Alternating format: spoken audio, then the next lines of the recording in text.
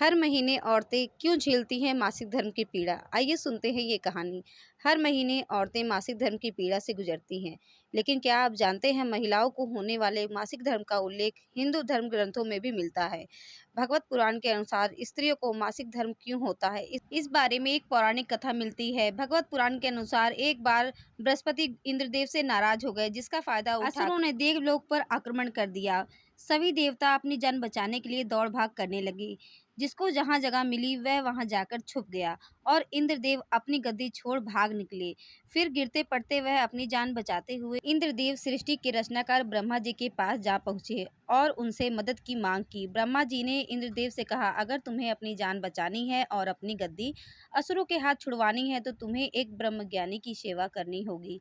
अगर तुमने अपनी सेवा से उन्हें खुश कर दिया तो तुम्हें स्वर्ग लोक वापस मिल जाएगा। तब इंद्रदेव एक ब्रह्मज्ञानी की सेवा करने लगे, मगर वह इस बात से अनजान थे कि उस ब्रह्मज्ञानी की माता एक असुर थी। माता को असुरों के प्रति विशेष लगाव था। ऐसे में इंद्रदेव द्वारा अर्पित सारी हवन सामग्री जो देवताओं को अर्पित की जाती थी वह ब्रह्मज्ञानी असुरों को चढ़ाया करते थे।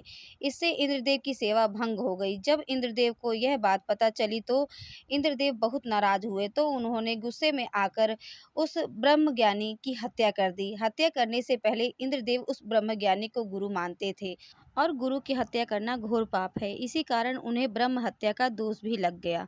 यह पाप एक भयानक दानव के रूप में इंद्र का पीछा करने लगा। किसी तरह इंद्र ने स्वयं को एक फूल में छिपाया और कई वर्षों तक उसी फूल में भगवान विष्णु की तपस्या करने लगे। भगवान विष्णु इंद्र की तपस्या से प्रसन्न हुए। भगवान विष्णु ने उन्हें सुझाव देते हुए कहा कि हे देवराज, आप इस ब्रह्म हत्या के पाप से मुक्ति चाहते हैं तो इसके लिए आपको पेड़, भूमि, जल और स्त्री में अपना थोड़ा थोड़ा पाप बांटना होगा। साथ ही में सबको एक एक वरदान भी देना होगा। भगवान विष्णु के कहे अनुसार देवराज इंद्र ने सबसे पहले पेड़ के पास जाकर उसे अपने श्राप का थोड़ा अंश लेने का अनुरोध किया। तब पेड़ ने इंद्रदेव के पाप का एक चौथाई हिस्सा ले लिया। इसके बदले में इंद्रदेव ने पेड़ को यह वरदान दिया कि मरने के बाद वह स्वयं अपने आप को जीवित कर सकता है।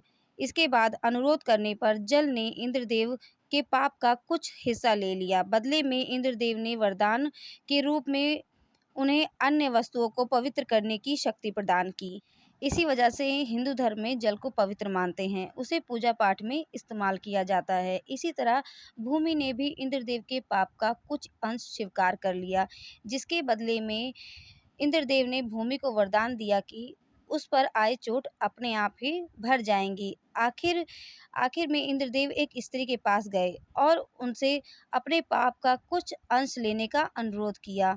जिसके बाद स्त्री ने इंद्रदेव के पाप का बचा हुआ सारा अंश अपने ऊपर ले लिया।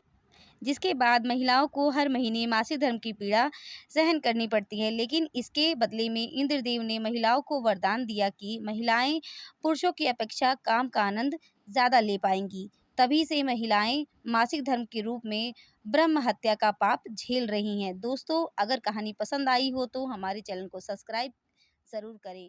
धन्यवाद।